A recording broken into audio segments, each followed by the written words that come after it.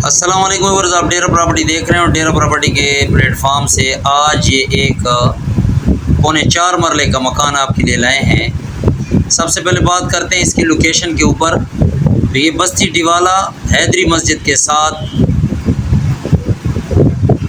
शाह वाला खूह जो है, शाह वाले खूह से बस्ती टिवाला और उसके साथ हैदरी मस्जिद के साथ लिंक गली में है। रकबा इसका 4.25 मरले है।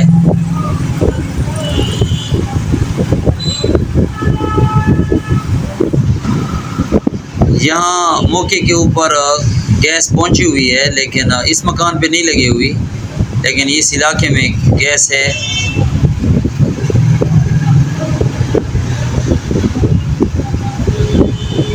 कमरों पे बात की जाए तो कुल इसके अंदर 3 कमरे हैं। टियर गार्डर मकान है।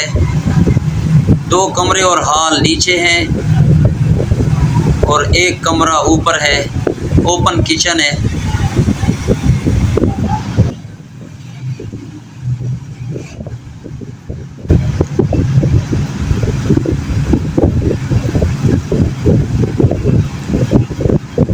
अगर डिमांड पे बात की जाए तो 45 लाख रुपए डिमांड है।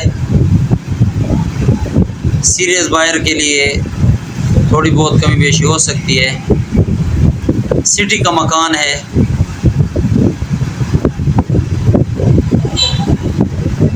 दो कमरे नीचे, 1 कमरा ऊपर है।